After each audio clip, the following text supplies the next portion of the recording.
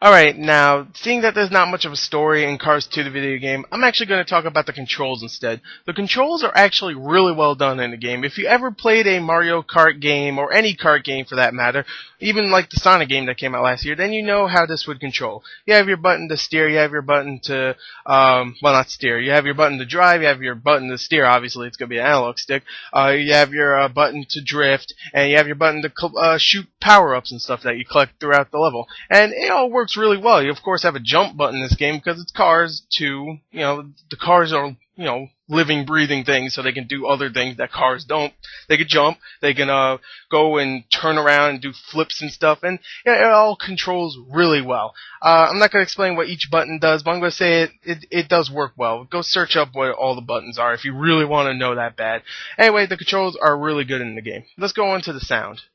Alright, now the sound in Cars 2, the video game. I will say this about the sound. The voice acting is actually really well done. I'm not sure if it's everybody that was actually in the movies that actually voices the characters in the game. I'm not really sure about that, but I will say this. If it isn't, then they got some real good sound-alikes because they really sound like who they're supposed to be. So the voice acting is actually really good. The sound design itself is exactly what you'd expect from a game called Cars. It's a bunch of revving, a bunch of steering sounds, and it sounds all good. It really does. There's no real glitches in the sound, nothing that sounds out of place or anything. It sounds good. And the soundtrack is also really well done. So overall, I actually really like the sound. Not great, but it is good. There's not much voice acting either, I should say. There's like very little bits here and there because there's not really a story, so there's no real cutscenes. So I should say that. You'll hear bits and pieces of voice acting. So yeah, the sound is still good overall. So let's go on to the graphics.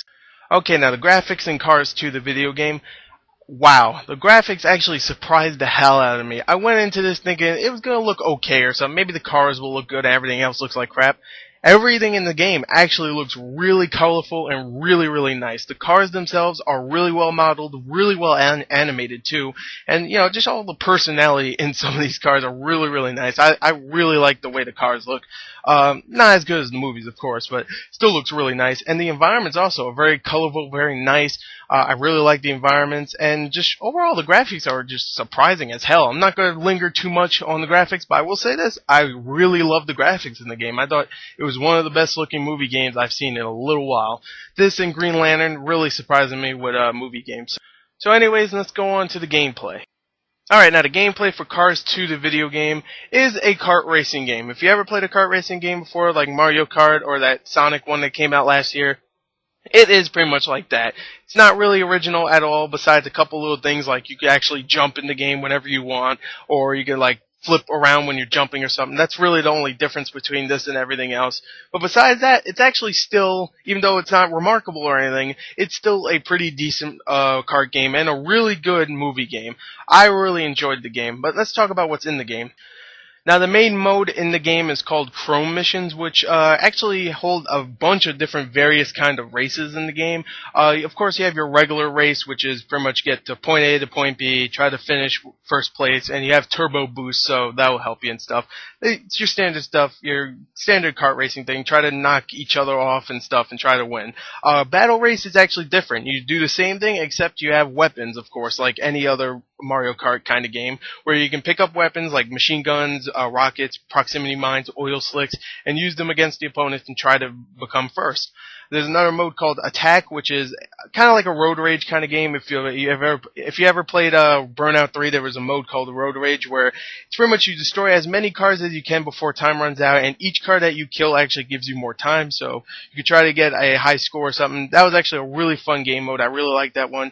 You also have a Horde type kind of game where it's 5 waves of cars, God, I can't talk, and try to get the highest score you can. It's called Hunter. That was really fun.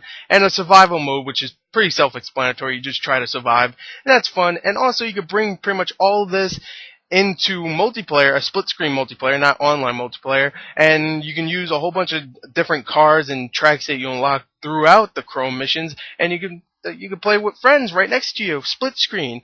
That's fun. So overall, I actually really like the game. It is a great movie game and a really good kart racing game. It might be kind of standard, but it is a really good movie game and kart game. So anyway, I'm going to leave the review off at that. I really like the game. I think it's definitely worth a rent, if not maybe a buy when it's like maybe 30 or 40 bucks. there you go. There's my review. Thank you. It's a really good game. And goodbye.